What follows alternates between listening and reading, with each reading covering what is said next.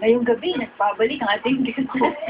Alam nyo, last weekend, nung tayo may nagtat mo dito, ay pagkatapos, dito lang katapos ng protest before, matapos ng protest, napakarami lang tumawag. Tapos ng Lunes, Martes, Merkules, hanggang Biyernes, tatapos kami ng tawag. No? Sa amin, sa aming opisina, di ko rin daw sa out, napakarami na tumawag dito at natanong ang telephone number, contact number, at address kung anohin na si Efren. Efren. Alam, nakatuwa si Efren, Jimmy, kasi meron na ilang-ilang sente. Pero ba, Last yun week, hindi kasi last kanina, hindi ko siya nakita pumasok, pero na umiko. Efren is in the house. Meron na din lang ako. That reminds me of yung sa assassin sila. Yung Bandera, Si Antonio yung Banderas. Jasmine naman. Jasmine. Kaya siya nahuli sa tago dahil naamoy niya yung Jasmine. Anyway, ang ating panahon ay si Efren Watson, hindi Gumanzon, walang N, si Watson, isang siyang chairman of the board ng alyansa ng mga maghihilo at albularyo. At last time nga, maraming mga tanong na pinatanggap tungkol sa mga ginagawa ng maghihilo. So, bago natin ito, papatid mo natin si Efren. Efren, good evening. Magandang gabi, Efren. Magandang gabi sa inyo at sa mga tagapakinig niyo po. Okay. Ngayon, naroon akong gusto mong itanong na bago magsama ang natin sa may isang curious question po na isa lang sagot last time kapiting lamang.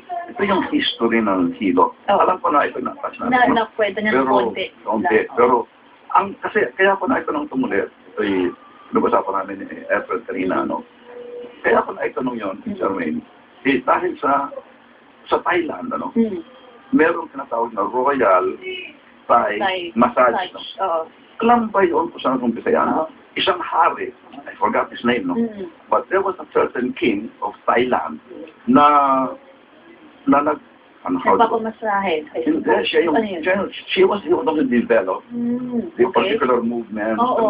Lahat ng, merong number yan, no? And hindi pwede i-deviate yun. Siya nag-umpisa doon. In other words, merong particular origin yung Thai massage. May history talaga siya. May history kung sino nag-umpisa. Ang hilot, ang hirap na hilot. Wala, no? Wala, kaya gusto ko matanong si Efren, anong opinion mo dyan? Saan nagmula itong hilot, no? Indigenous hilot. Alam niyo po, kung itutumbas po sa Thai massage, no? Ang Thai massage lang po siya. Yes.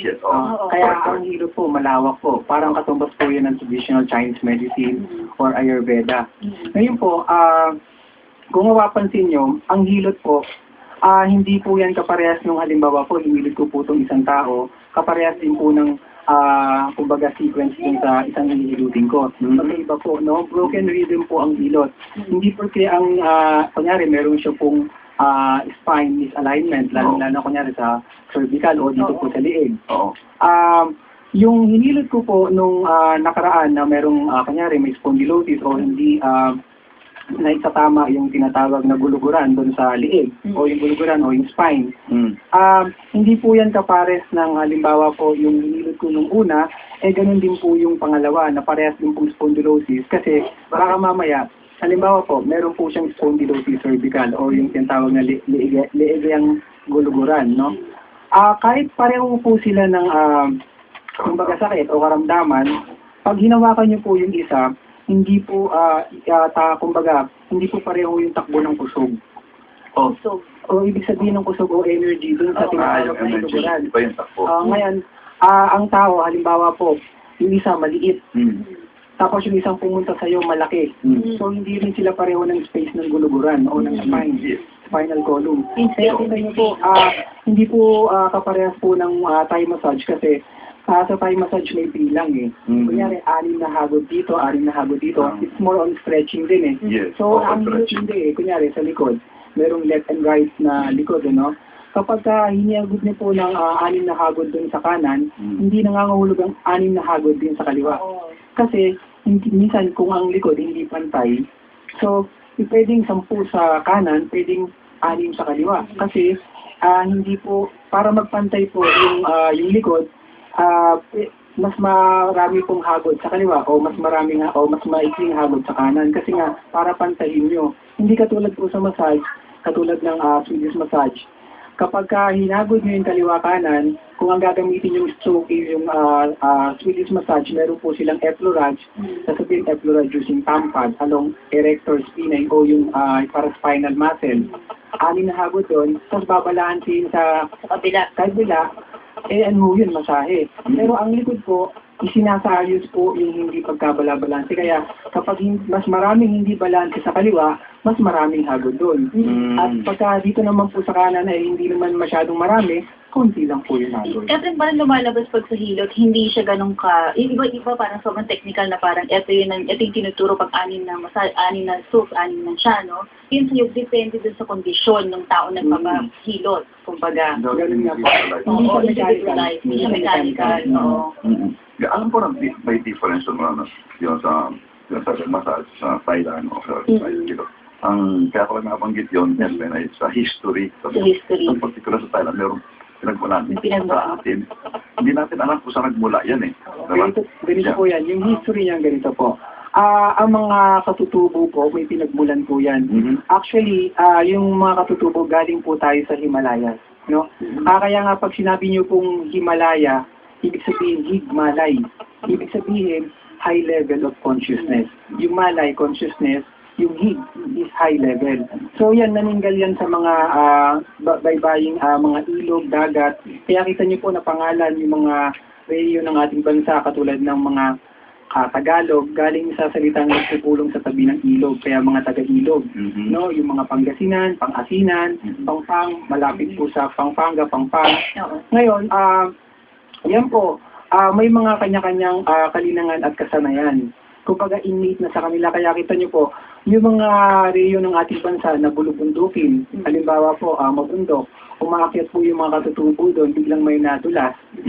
Ngayon, malilinang yung kanilang kasanayan sa paghihilot sa pagpapalagatok. Kasi, halimbawa, nakapilok, nalinsad, halimbawa, naitukod niya yung kamay niya dahil nahulog siya sa bundok, maitutukod niya yung kamay niya, nakomang, so, lagatok yun. Lagatok. Ngayon, yung mga kababayan natin o katutubo naman natin na sa kapatagan, syempre, nagtatanim-tanim po sila doon, nag-aani. So, ang kumbaga napapagod sa kanila yung mga kalamnan nila, yung mga muscles. So, mahasa yung mga katutubo natin doon sa pagpaparelax ng muscle. Ngayon, yung mga kababayan na natin o katutubo natin nakatira sa baybaying dagat, kumo sila'y galing sa tubig, basa, at pupunta rin sa tuyo, magkakaroon ng sudden change of temperature. So, ang mangyayari, pasma, maapektuhan yung dagandam o nerves. So, mahasa naman sila sa pagpipindot o yung pagpisil, mag-stimulate ng mga nerve endings. Ethan, you're saying na yung iba-ibang parts ng Pilipinas may kanya-kanya expertise na hilot. And then hilot siguro parang na-unify niya lahat ng mga strokes or techniques na to, ganun ba yun? Kasi ganito po yan, kita nyo, pag nauntog po kayo, di ba, aray, tapos kukuskusin nyo po yung ulo nyo. Kita nyo, wala nagturo sa inyo, pero kinukuskus nyo po yung ulo nyo. Na nagluluto kayo, humawak po kayo sa kaldero mainit, biglang aray, iihipan nyo po. So, meron pong kasanayan po tayo na nandito sa ating kalooban, lumalabas sa oras ng ating pangangailangan. So yan yung hilot natin. Kaya kita niyo po kaiba yan sa lahat. Parang ito po nga tumatayang pinagsamang traditional Chinese medicine ng China at saka Ayurveda o traditional Indian medicine ng India.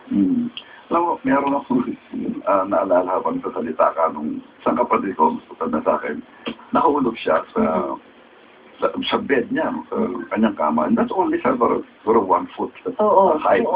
Pero bata siya, nabali yung kanyang braso. No?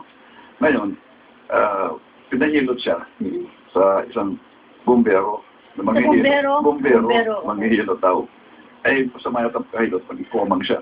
Kalubang siya, meron siyang diferensya. Kasi bumbero, hindi manghihilot. Bumbero slash manghihilot eh. Hindi ko alam kung bakit bumbero tinawag manghihilot niya. Ano nangyari doon sa ano? Ganito po yan. May mga manghihilot po kasing hindi sapat yung kasanayan o kalinangan nila. Kita niyo po, alam niyo po ang sikreto po niyan, yung tinalakay ko ng mga yung nakaraang pagtatalakay natin, na meron po tayong 7 isig, no? At ito yung 7 antas ng kamalayan na kailangan matuto muna sila sa hagod. Ngayon yung mga ibang gifted, bukas po yung tinatawag na suluyin katasan. Yung suluying katasan, yun po yung pineal gland. The third eye. Opo, yung pineal gland, yun po ang umiilaw at siyang nagsisilbing ilaw na kumukonekta sa mayaw. Oo. Ngayon, kapag ganun po, napunta kayo sa isang manghihilot na ganun, nabukas yung kalinangan dun sa pineal gland o yung tinatawag na suluying katasan, talagang kahit nahawakan lang po kayo nun, maaayos po Malalaman. naman. So meron sa isang parang special ability na innate, no? Ang baka hindi ko sa kanya, Charmaine, it's more than just physical, di ba, no? May intuition na Oo, may intuition. Pero sabi niya, connected sa taas. no? Yun ang kaibahan. Kung hindi konektado sa itaas, yun ang medyo delikado. Diba? Ganun nga po. Kaya nga po, sabi ko nga kanina, nung mga nakaraan din, at hindi ko masyadong natalakay, yung salitang hilot ay may kinalaman sa pagkahilo ng tao. Hilo, H-I-L-O. Tanggalin natin muna yung T. Oo. Sa mga kababayan natin taga Iloilo, ang ibig sabihin ng hilo, lason. Kumbaga, yung mga dayuhan na pumunta sa atin, nilason yung ating kaisipan. No? Ngayon, ang nangyari, nagkasakit yung mga katutubo. Ngayon, para maibalik o mapanumbalik yung pagkahilo ng mga katutubo natin o yung mga kababayan natin, kailangan maayos yung relasyon. At yung mga katutubo natin, may kinikilalang relasyon na ginagawa ng isang simbolo. Yung simbolo na ito ay hindi dinating ng mga dayuhan bilang simbolo ng Kristyanismo, kundi bago pa dumating yung mga dayuhan, meron na po tayong simbolo. At ito yung simbolo ng cross. Yung cross pantay. Ang ibig sabihin, yung araw pataas, yun yung sumisimbolo ng pakikipagrelasyon nila sa pinatutungkulan nilang Diyos. Yung simbolo pababa, yung araw pababa, yun yung simbolo ng pakikipagrelasyon nila sa kanilang kalikasan. At yung simbolo sa kaliwa at kanan, yun ang simbolo ng pakikipag-ugnayan nila o pakikipagrelasyon nila sa kanilang kapwa-tao. Ito kumbaga yung etymology ng salitang hilot. Ano mo sabihin yung symbolism ng cross ay bago pa dumating ang mga Kastila? Opo.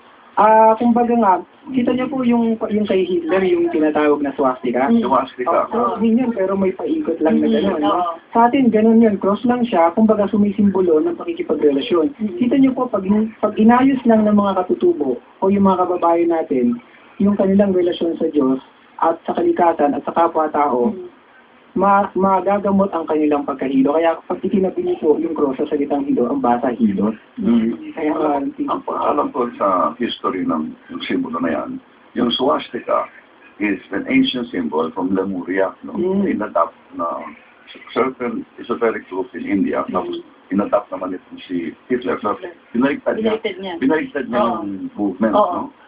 And then, yun namang cross na sa Kristyanismo, ang alam ko, ang origin niya, yung Ankh cross ng Egypt, which is maybe 5,000, 10,000 years old. Tinanggal nila yung merong look, na ganyan, tapos cross. Tinanggal naman sa siya, yun ang baka alam ko na origin. Kaya tama ka, sinasabi mo, ito yung mas matanda pa kaysa sa Kristyanismo. Opo, mas matanda pa po yan doon. Sa aking pagsasaliksik, nakita ko po yung simbolo na yan ng mga katutubo natin.